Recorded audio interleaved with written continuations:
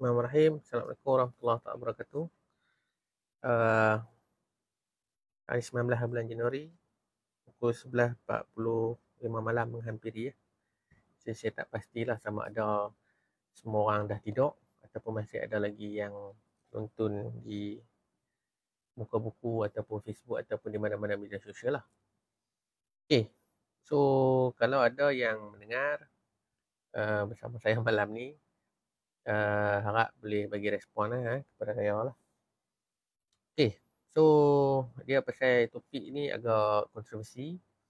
Jadi apa yang diperbualkan pada malam ni dia lebih kepada benda-benda yang tak boleh nak diwar-warkan kepada tuan-tuan lah.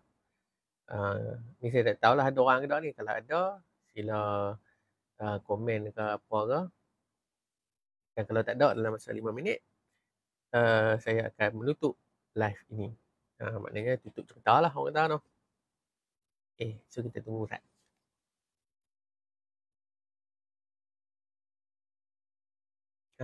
Ada orang. Okay, kita tunggu Ustaz 2 minit lagi. Beri sharp 11.45.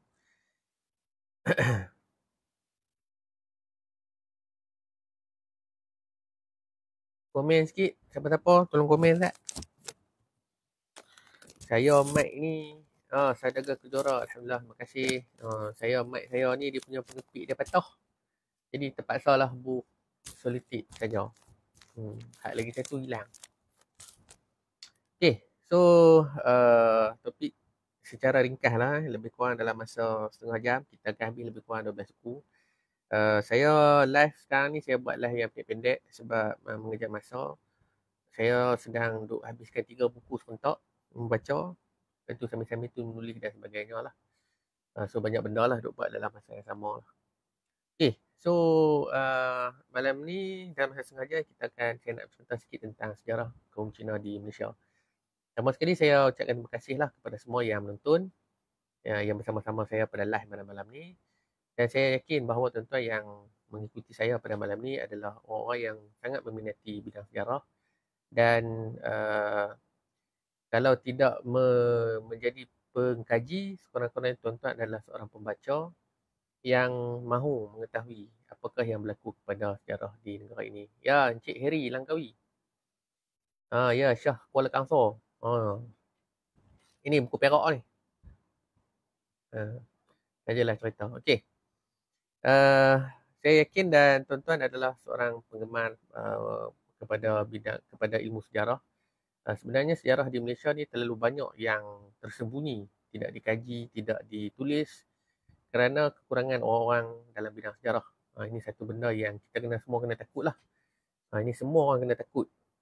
Sebab bila orang sejarah ni kurang, maka bidang sejarah tu akan mati dengan sendirinya lah. Dia macam orang kata apa, bila tokoh-tokoh agama ni mati, maka ilmu-ilmu agama pun hilang. Sebenarnya bukan saja dalam bidang sejarah tapi apa-apa ilmu di negara inilah.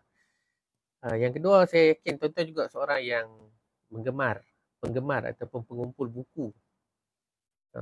So yang follow saya ni biasanya mestilah orang yang baca buku lah. Kalau tak baca buku takkan nak follow saya kan.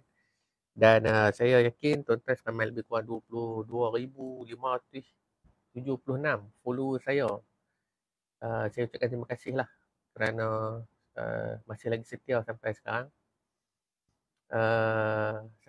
Dan walaupun saya sebelum ni agak sibuk, tapi saya cubalah untuk tahun ni insyaAllah dengan azam yang baru saya cuba untuk memperbaiki keadaan dan suasana yang ada lah. Okay.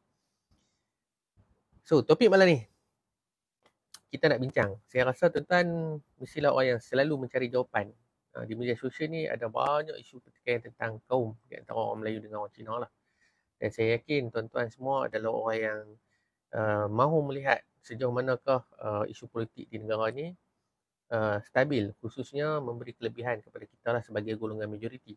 Tapi sejauh mana kita mendapat kelebihan-kelebihan tu lah sebagai rakyat, sebagai kaum yang terbesar di negara ini berbanding dengan kaum Cina dan India, di mana nisbah lebih kurang 1/3, 1/3 ataupun 1/4. Keseluruhan penduduk di Malaysia lebih kurang 32 juta. Kita tolaklah yang ada di Sabah Sarawak. So kita yang berbaki di tanah Melayu ni lebih kurang 17-18 juta. So daripada 17-18 juta, kalau kita ambil 18 juta, dalam perangkaan kaum bukan Melayu lebih kurang 8 juta lah. So kita ada 10 juta. So dia tak masuk lah yang kecil-kecil tu, Sikh lah apa semua tu. So tak termasuk lah dengan mereka semua. So orang Melayu adalah populasi terbesar di negara ini.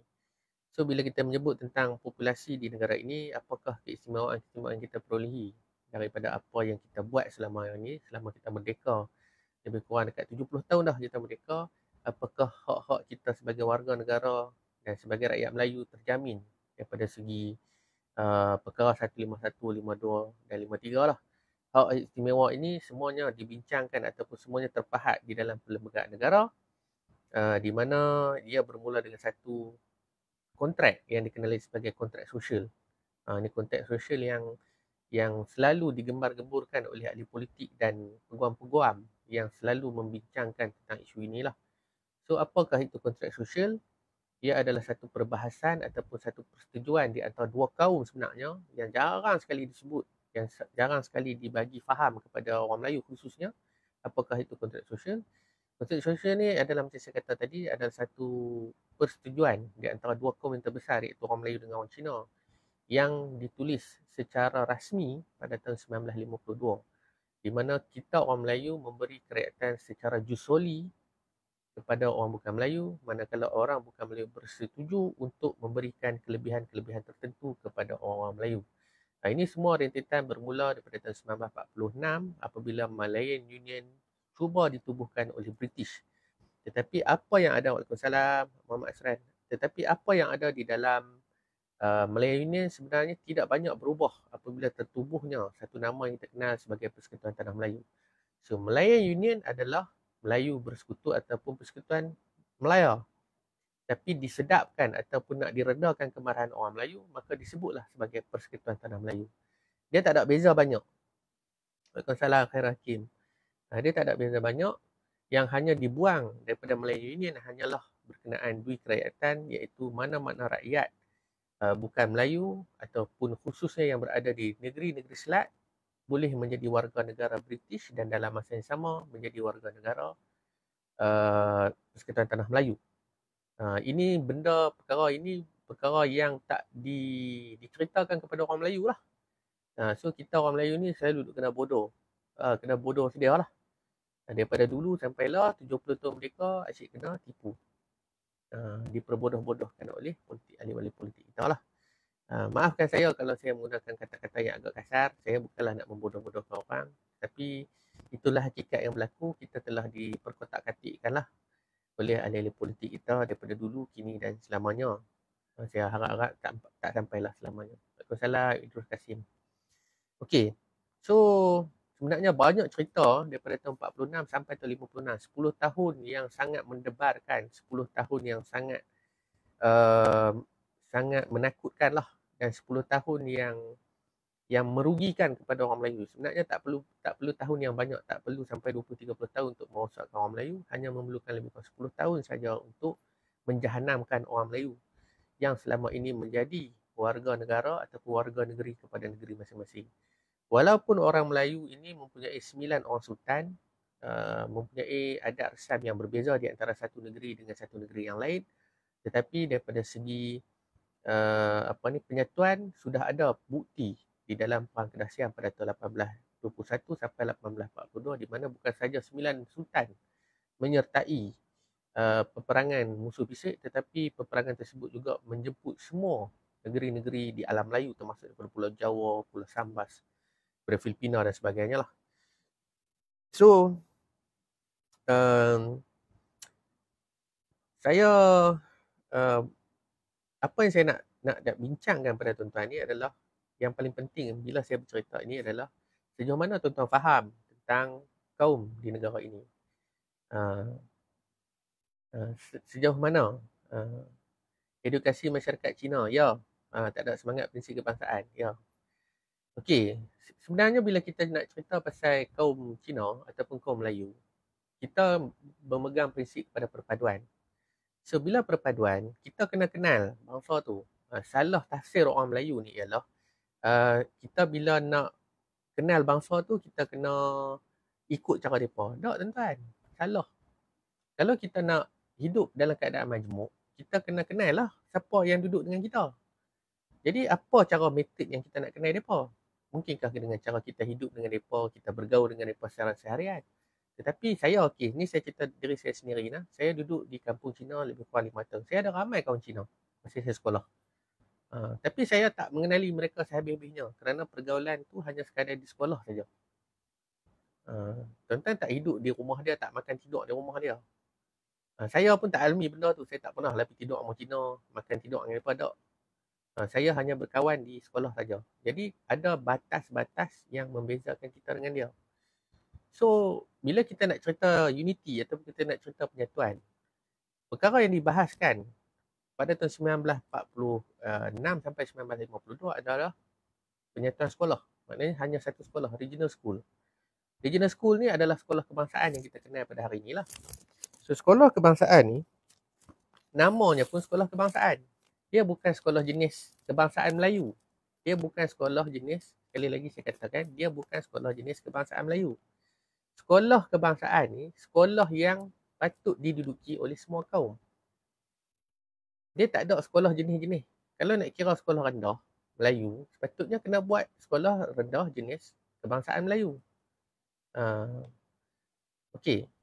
So, di Malaysia masalahnya, sekolah jenis kebangsaan Cina dan sekolah jenis kebangsaan India. Tamil lah. Ini semua bermula daripada satu konsep politik yang sangat tegang dan orang yang dipilih untuk menjadi Perdana Menteri pada ketika itu adalah orang yang sangat liberal. Walaupun dia adalah orang yang hidup dalam keadaan konservatif. Seorang anak raja yang sepatutnya mempunyai pemikiran dan nilai-nilai ketimuran dan mementingkan hak-hak peribumi. So benda ni sangat merugikanlah dan memanglah dipilih. Kenapa dipilih beliau sebagai Perdana Menteri dan ditolak Datuk Onn Jaafar. Ini semua ada isu-isu politik dalaman yang saya tak dapat kongsikan secara banyak. Apa yang saya boleh katakan ialah kerana pada pandangan British, Datuk Onn Jaafar adalah seorang yang sangat nasionalis, sangat keras kepada permintaan-permintaan berkenaan dengan orang Melayu. Kerana Datuk Onn juga mendapat desakan daripada golongan-golongan kiri Melayu, khususnya Dr. Burhanuddin Helmi, apa lagi, Allah daripada pemimpin Awas dan Api. Mereka ni selalu mendesak agar hak-hak orang Melayu itu diberikan sebaik-baik mungkin. Sebab itu Datuk Onn Jaafar mengatakan bahawa orang Melayu, Malaysia, tanah Melayu, Melaya tidak patut mendapat kemerdekaan lagi pada tahun 1957 kerana kita tidak bersedia untuk merdeka. Kerana daripada segi ekonominya, daripada segi pendidikan, daripada segi keselamatan, daripada segi sosial, kita memang ketinggalan daripada kaum Melayu. Kita ketinggalan kerana kita tidak diberi banyak peluang oleh British sepanjang mereka menduduki tanah Melayu. So kita ambil British daripada tahun 1874 menduduki Perak, kemudiannya bergerak sampai telah tahun 1957. So tak sampai 100 tahun pun sebenarnya British menjajah tanah Melayu. Tetapi dalam sejarah yang tidak sampai 100 tahun, mereka berjaya mengubah ataupun brainstorm, maknanya mencuci orang Melayu ni, cuci pemikiran orang Melayu ni, bahawa kita lah satu bangsa yang tak ada apa, lost. We are the lost tribe, kita tak ada sejarah, kita tak ada apa. So, dipisahkanlah orang Melayu, pecah dan perintah, di mana orang Melayu diberikan kepada orang-orang, kepada sultan, kepada bangsawan dan sebagainya. Ni saya tak boleh nak live time prime sebab tajuk ni konsumsi bahaya sikit lah. Okay, so macam saya kata tadi lah, saya rasa tuan-tuan mencari jawapan. Tuan-tuan sentiasa cuba untuk faham kenapa benda ni berlaku, kenapa perkara-perkara berkenaan dengan isu-isu ni tak selesai. So bagi saya apa yang penting ialah tuan-tuan kena selalu mencari ilmu, kena selalu membaca, kena banyak membaca lah. Sebab ilmu-ilmu yang macam ni dia tak ada cara lain lah. Sebab perlembagaan dijadikan perlembagaan tu mengambil masa lebih kurang 2 tahun saja. Perlembagaan yang kita perolehi hari ini dibuat dalam tempoh 2 tahun dan dalam keadaan tergesa-gesa tanpa persetujuan secara menyeluruh oleh orang Melayu pada ketika itu. Tuan kena faham tau, perlembagaan kita tu dibuat oleh orang bukan Melayu. Main daripada Pakistan, main daripada India, main daripada South Africa, main daripada England. Adalah orang Melayu, tapi orang Melayu yang ada pun tak faham apa itu undang-undang British. Tidak faham apa itu perlembagaan. Chartered. What is chartered? Kita tak ada. Orang Melayu mana ada? Kalau tuan-tuan betul-betul kaji sejarah, tak pernah ada lagi orang Melayu, sejarah Melayu, sebut pasal perlembagaan. Yang ada adalah undang-undang kanun. Kanun ni maknanya, kanun ni bukan perlembagaan. Kanun ialah undang-undang negeri. Undang-undang macam mana nak menghukum takbir dan sebagainya. Mungkin kita ada cogan, kita ada alat-alat kebesaran. Tapi itu bukan perlembagaan dan tak pernah disebut dalam undang-undang Melayu perlembagaan tu. Perlembagaan negeri lah. Contohnya perlembagaan negeri Perak tu, perlembagaan negeri Kedah sebagai contohnya, taklah menyebut secara menyeluruh apa hak raja, hak ni apa semua tak ada. So itu beza. Beza tuan-tuan. Ini tuan-tuan kena faham. Sebab orang Melayu ni tak, kita ni orang yang sangat mudah, relax dan kita hanya ikut saja pemerintah. Jadi bila keadaan ni berlaku kerana kita ni mudah, kerana kita ni senang, seolah-olah senang dimanipulasi, maka British mengambil peluang lah untuk merosakkan orang Melayu. Dan British sangat baik dengan Cina lah. Sebab Cina, kalau tuan-tuan baca buku Mitos Pribumi Malas, banyak lagi lah buku-buku yang membincangkan tentang kemalasan orang Melayu ni, selalu British kata Cina ni rajin, dan orang Melayu ni malah. Dan salah satu benda lain yang menyebabkan orang Melayu malah ni sebab mereka tidak mahu bekerja dengan British. Ini alasan yang selalu disebutlah oleh pegawai British. So bila bersemang tentang kaum Cina, ialah mereka pendatang. Macam tuan-tuan tengok hari ni, ada Bangla, Rohingya, Nepal dan sebagainya. Mereka semua pulun lah buat je. Sebab mereka tak perlu bayar apa, tak perlu fikir apa. Dan tidak perlu mempertahankan tanah air ini dengan air mata dan darah. So, buat kerja je lah. Dapat duit, balik. Dapat duit, balik. Tapi kita sebagai masyarakat pribumi, kita lebih memikirkan ataupun kita selesa dengan keadaan yang ada. Kita tak ada isu nak pergi kepada materialism. Orang Melayu memang sifat dia tak begitu gemar kepada harta benda sebab kita dipeluk oleh agama. Islam ni mengajar kita supaya kita jangan mengejar sangat dunia ni. Sebab itulah pemikiran ni sangat bertentangan. Pemikiran sekularisme sangat bertentangan dengan pemikiran Islam yang ada di Malaysia ni lah. Okey.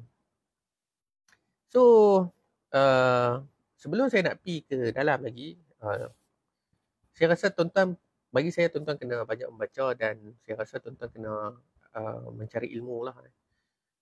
Okey.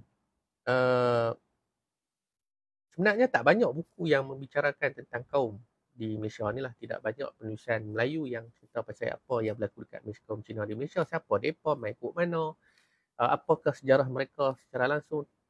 Bagi saya tak ada lagi lah. Dan sepanjang saya menjadi seorang pengumpul buku, saya seorang yang terlibat dalam bidang sejarah, memiliki kelulusan dalam bidang sejarah, dan saya mengkaji tentang komunisme dan sebagainya, saya tak pernah jumpa lagi lah orang Melayu menulis tentang kaum Cina di negara ini. Kecuali Cina, dia tulis pasal bangsa dia ada.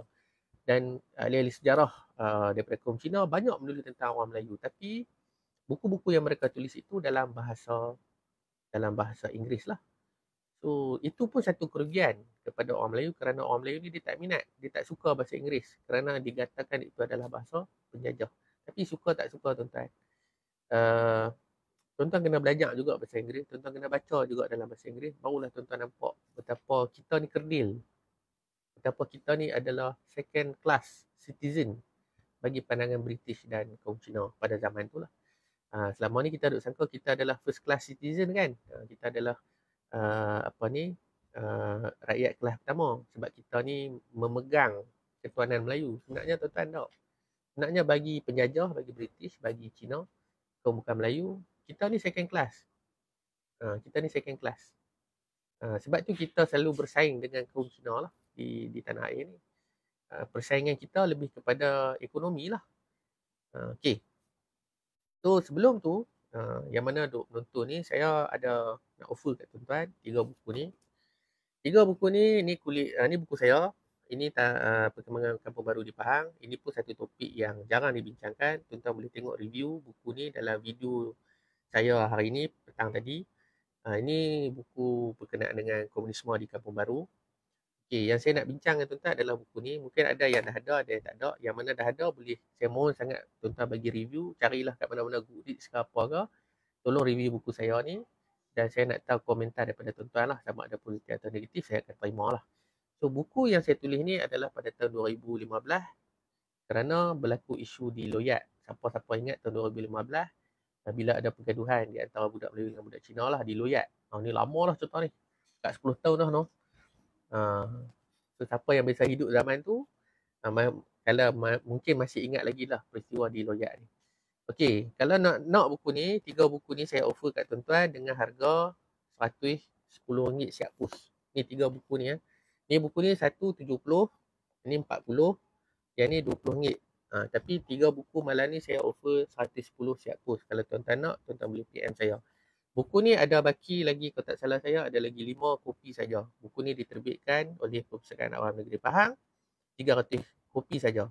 So dekat Malaysia ni, daripada 18 juta orang Melayu, hanya 300 kopi saja dicetak dan saya diberikan 20 kopi. So siapa nak, tuan-tuan adalah orang yang betul sebab dapat buku ni. Maknanya di kalangan 300 orang tu, tuan-tuan lah salah seorang dia. 300 daripada 18 juta rakyat Malaysia ataupun daripada 3,000 kolektor buku di Malaysia ni lah. Buku sejarah khususnya. So kalau siapa nak, boleh tinggalkan nombor telefon ataupun PM saya lah. Okey, so kita nak balik pada topik kita. Apa yang kita nak bahas ialah berkenaan dengan isu kaum di negara ni lah. So macam mana Cina-Cina ni mai? Cina-Cina ni datang ke tanah Melayu. Sebenarnya kalau ikut daripada apa yang saya bahaskan sebelum-sebelum ni, orang Cina ni dah datang ke tanah Melayu ni dah lama sebenarnya. Sebelum zaman Melaka lagi mereka dah ada. Antaranya mereka sudah sampai ke Sriwijaya dan mereka telah menulis tentang alam Melayu menurut pandangan mereka lah. Banyak kitab-kitab yang menceritakan, kitab-kitab Cina yang menceritakan tentang alam Melayu. Dan antara salah satunya disebut Sriwijaya tu adalah Shilifoshi. Shilifoshi ni maksudnya Sriwijaya lah. So daripada kitab Cina, barulah kita faham sudah ada connection atau hubungan di antara tanah Melayu dengan kaum Cina. Tapi di negara Cina, mereka ada Three Kingdoms. Kalau buku Three Romance Kingdom, buku yang sangat famous di Cina. Tapi jarang pula dibincangkan macam mana Cina ni mai datang ke tanah Melayu. Berapa wave, berapa kali gelombang yang sampai ke tanah Melayu. Sebenarnya banyak gelombang yang mai. Tapi yang mai ke tanah Melayu ni biasanya pergi dan balik lah. Kerana mereka datang ke sini untuk berdagang dan kemudian mereka balik. Tapi menjelang Perang Candu. Perang Candu ni ada perang Cina lah. Perang British Cina. Ada gangguan bunyi. Bunyi apa? Bunyi buzzing. Bunyi kipas atas layar ni kipas. So saya nak kena pegang mic. Pegang mic lah no. Pegang mic ni dia tak apa-apa selesa sebenarnya sebab saya duduk pegang buku. Okey dah. Saya mic saya patah. Boleh lah kot no. Haci lah. Okey. So bila berlaku perang Candu, sorak-sorak basah.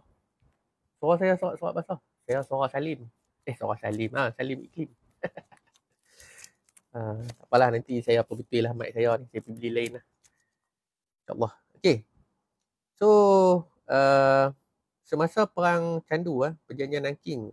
Daripada perjanjian Nanking 1842, menyebabkan orang-orang Cina telah datang ke tanah Melayu secara besar-besaran lah. So, kesan daripada perjanjian Nanking ataupun kekalahan Cina kepada British pada tahun 1842, British mengambil Canton, Amoy, Fuchu dan Ningpo dan Shanghai sebagai pelabuhan yang dipajakkan kepada British lah. So daripada sini menyebabkan orang Cina mula mai ke tanah Melayu kerana tekanan politik pada ketika itulah. Hong Kong diserahkan kepada British dan kerajaan Cina perlu membayar 21 juta kepada British. So perang ni menyebabkan orang Cina mula datang ke tanah Melayu. So mana-mana orang-orang Cina yang datang ke alam Melayu, khususnya di Malaysia dan Indonesia, mereka dikenali sebagai Cina seberang laut. ataupun overseas Chinese. Overseas Chinese ni banyak dibincangkan dalam jurnal, dalam buku yang ditulis di seluruh dunia lah. Antara buku-buku yang paling menarik untuk tuan-tuan baca adalah Lord of Rim. Carilah buku tu, pernah diterjemahkan oleh PTS. Saya tak ingat tajuk dia, tapi pernah diterjemahkan oleh PTS lah. Lama lah buku tu diterjemahkan. Okay. So, semasa apabila mereka main sini ke Tanah Melayu khususnya, ni saya contoh Tanah Melayu lah. Lidah rasmi bagi kaum Cina adalah Nanyang, Xiangpao dan Xinqiu. Saya rasa tuan-tuan familiar lah dengan dua surat khabar ni. Dan surat khabar ni masih kekal sampai sekarang. Nanyang tu adalah seberang laut. Nanyang bermaksud seberang laut. Xinqiu tu saya tak tahu maksud. Tapi saya ingat Xinqiu ditubuhkan di sebuah perpustakaan di Kuala Lumpur. Dalam perbincangan mereka tu, mereka nak buat satu lidah rasmi bagi Sai Yat-sen. So Sai Yat-sen pernah datang. Sai Yat-sen ni seorang revolusioner di negara China. Dan antara benda yang kata-kata quote yang kuat bagi orang Cina pada itu, China adalah satu-satunya negara di mana bangsa dan kebangsaannya adalah sama darah, bahasa dan adat budaya. Semua orang Cina walaupun di mana mereka berada adalah tetap bangsa Cina. Mereka harus memberi taat setia kepada Cina walau dengan apa cara sekalipun. Sebab tu tuan-tuan, daripada kata-kata ni lah yang menyebabkan orang Cina di mana pun mereka ada, mereka tetap berpegang kepada negara Cina. Sebab mereka asal main daripada sana. Kita duduk sini, kita taat dengan negeri kita lah. Dan takkan kita nak taat dengan negeri yang ada di Indonesia kan. So ini adalah prinsip yang dipegang oleh kaum Cina sampai sekarang. Okey. Pada zaman lebih kurang tahun menjelang tahun 1900 ataupun selepas sikit lah, sebab revolusi Cina, kejatuhan dinasti Cina pada tahun 1911. Kemudian daripada tahun 1911 sampai tahun 1949, lebih kurang 40 tahun berlaku perpecahan yang sangat ketara lah di negara Cina apabila berlaku peperangan di antara warlord war dipanggil, peperangan pembesar-pembesar Cina, yang mana mereka yang menjadi gubernur-gubernur di wilayah-wilayah Cina ni berperang di antara satu sama lain dan membentuk pakatan dan cuba untuk menguasai antara satu sama lain lah. So dia balik kepada keadaan Cina yang zaman kuno di mana berlaku perpecahan yang dahsyat dan masing-masing berpecah belah lah. So ketika berpecah belah ni muncullah idea-idea komunisme, idea-idea nasionalis. Sebab tahun 1900 ni zaman-zaman yang baru lepas Perang Dunia Kedua, lepas Perang Dunia Pertama, fundamental idealisme, asas-asas pemikiran, school of thought, falsafah budaya semua sudah mula berkembang dan akhirnya sampai ke negara Cina lah. So di Cina pada masa ni timbul dua kumpulan, iaitu kumpulan Kuomintang dan komunis. Kuomintang membawa idea nasionalisme, manakala komunis membawa idea komunis lah.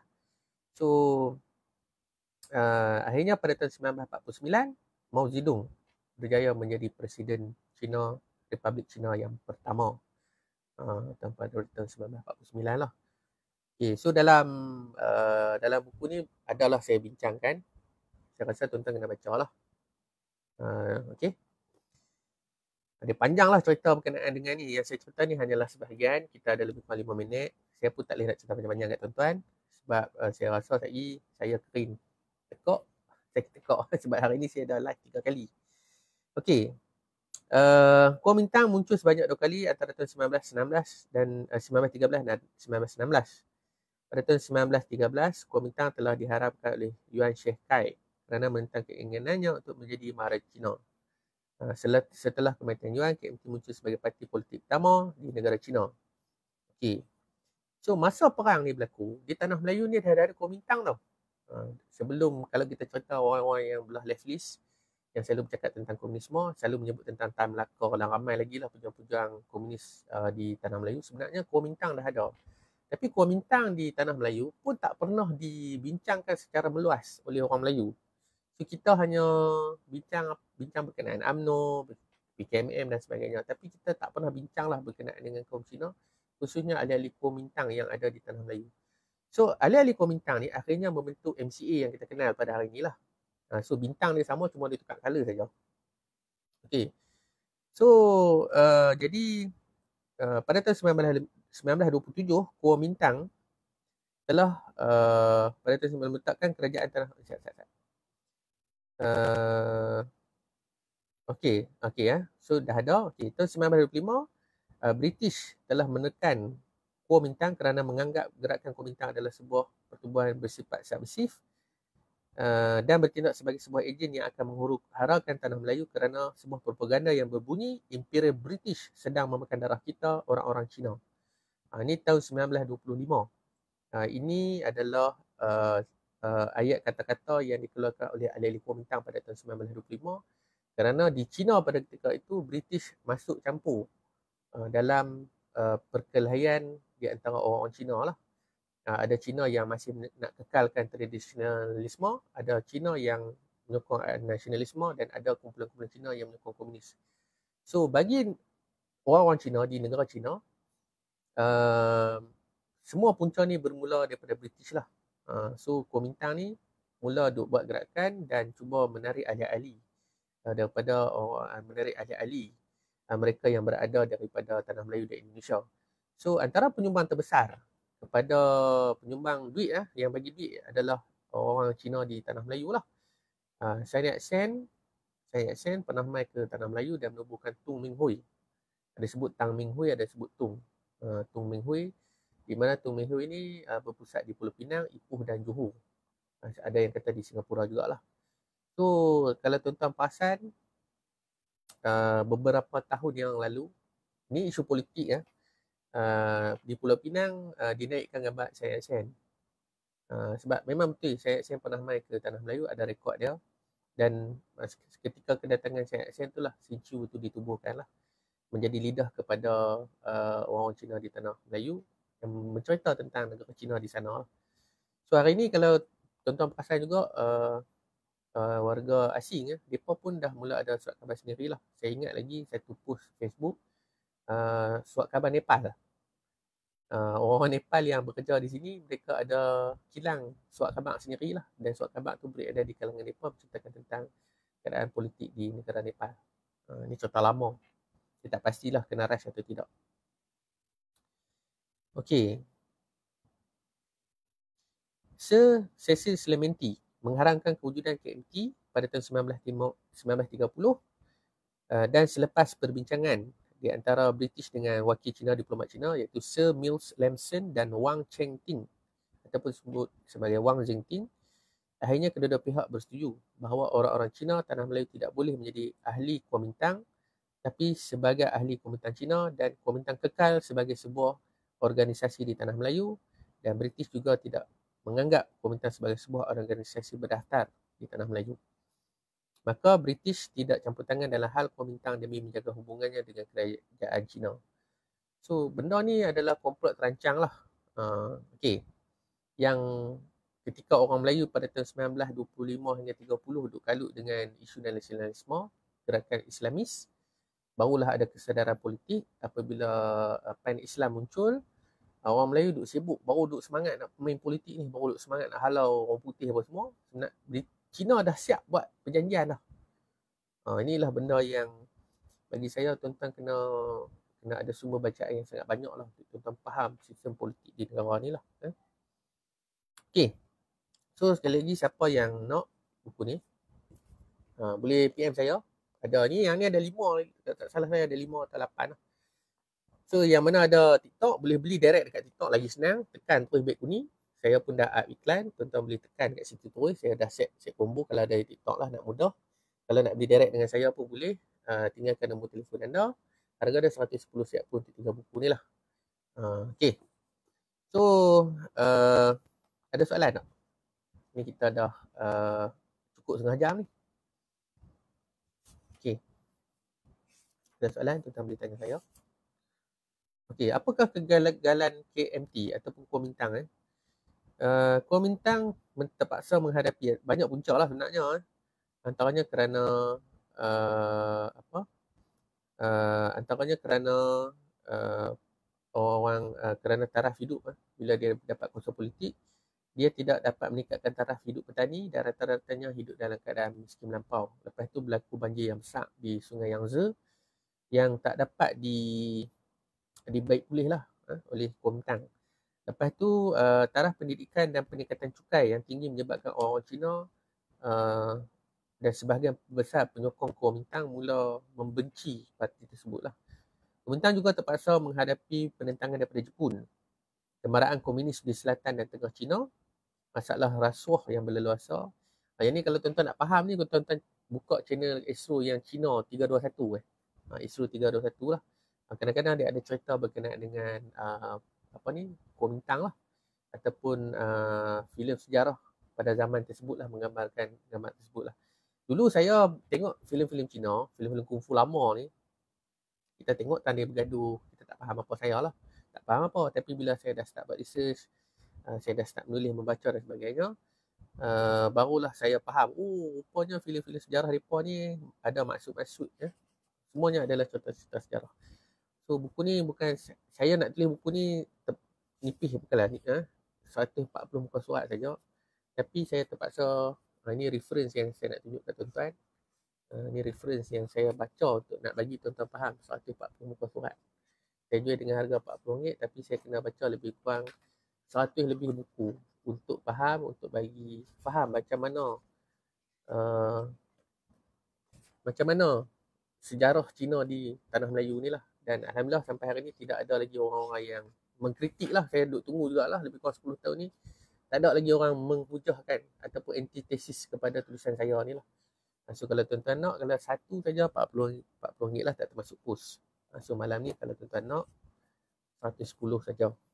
110 saja untuk 3 buku. So buku sejarah tanah Melayu ni, buku pasal travelog Philip ni yang datang ke tanah Melayu pada tahun 1920-an lah. So dia cerita tempat-tempat yang dia melawat lah. So ini adalah satu bacaan ringan lah. Dan biasanya siapa-siapa yang beli buat pembelian 100 ke atas, memang buku ni saya bagi giveaway lah. So kalau ikutkan harga buku 70, 40, ni 20.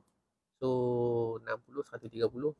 So tuan-tuan jimat RM20 untuk 3 buku ni tengah. Buku ni hanya ada 5 lagi lah. So kalau siapa nak, PM cepat. Jangan tunggu lama-lama. Habis tinggal duk tanya lah. Masalah yang selalu saya hadapi di kalangan follow saya ialah bila buku tak ada, mereka duk tanya. Masa ada saya duk offer ni tak mau tanya, tak mau beli. Dah tak ada, tak boleh buat apa lah. Okay. Ketua bagi kaum Cina dianggap sama level seperti raja pemerintah bagi kaum Melayu di mata British. Dia dianggap sebagai pembesar. Dia mungkin dianggap sebagai pembesar 4 macam tu lah. Sebab tu dia beri gelaran kapitan. Kapitan ni kapten. So kapten,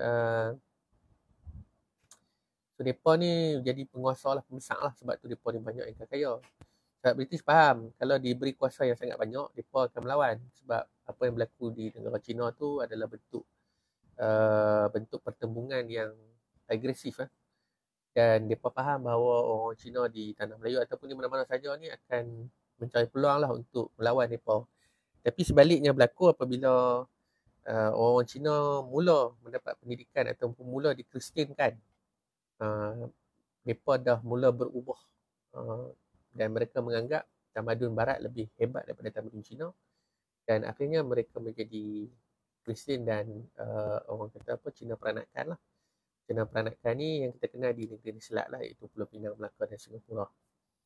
Okey. So sebenarnya panjang lagi cerita dia berkenaan dengan sejarah kaum ni. So dalam ni juga saya cerita berkenaan dengan suku kaum. Berapa jenis suku kaum Cina di tanah Melayu ni, di Malaysia ni. Yang ada ialah, yang selalu kita dengar ialah Hokkien, Cantonese, Teochew,